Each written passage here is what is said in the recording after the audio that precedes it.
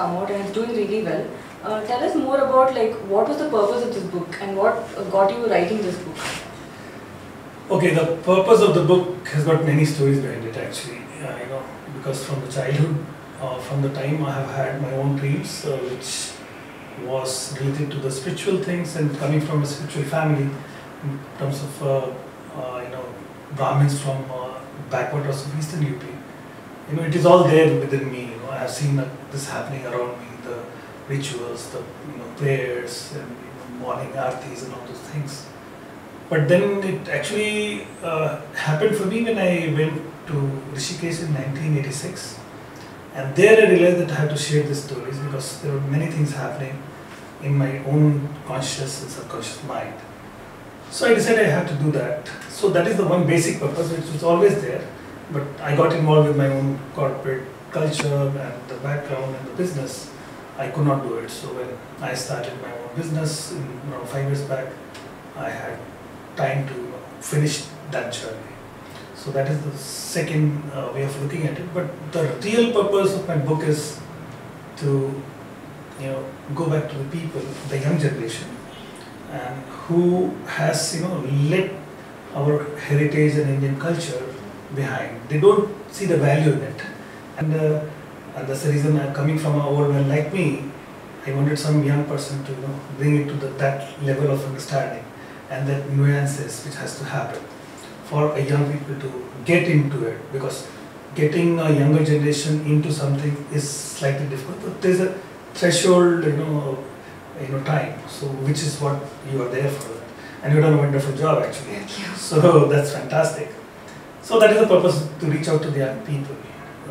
So since a lot of your purpose revolves around like reaching out to young people, so can you tell us more about what are some of the things that you want young people to take away from your book? I have got a very, I really admire a guy called Manjul Bhargava, who has, thanks to his grandfather giving him a shloka, a Sanskrit text, which helped him to, give his PhD thesis based on that particular, the meters of the shloka. And once he read that shloka and the meter, he related that to his own PhD and produced the research paper which was awarded, on which he was awarded PhD. And now that Mr. Manjul Bhargava has won the Fields Medal, which is considered to be Nobel Prize in Maths.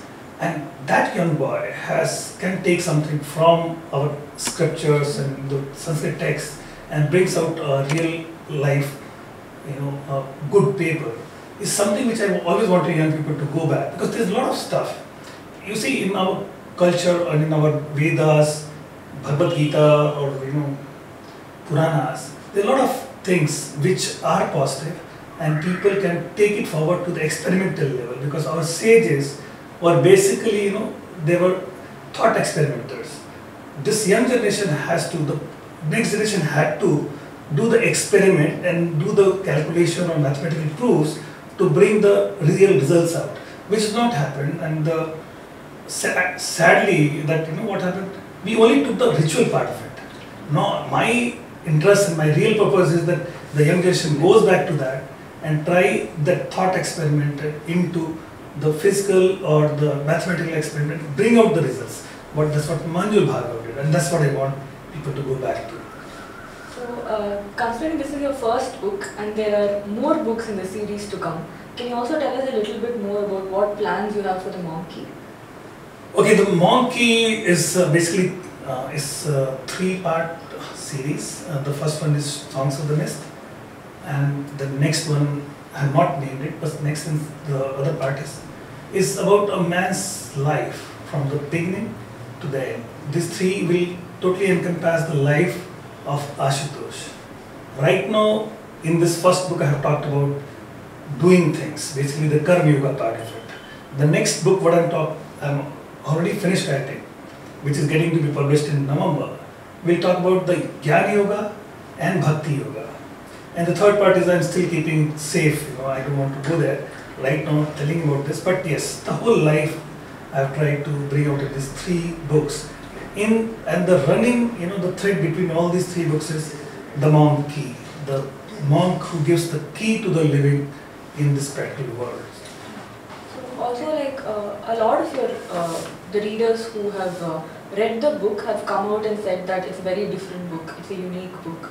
And some of the reviews that I read also said that it is not like The Alchemist or it's not another self-help book. So what do you want to tell people who are going to read your book about why it's unique and different? The book is different because it has layers.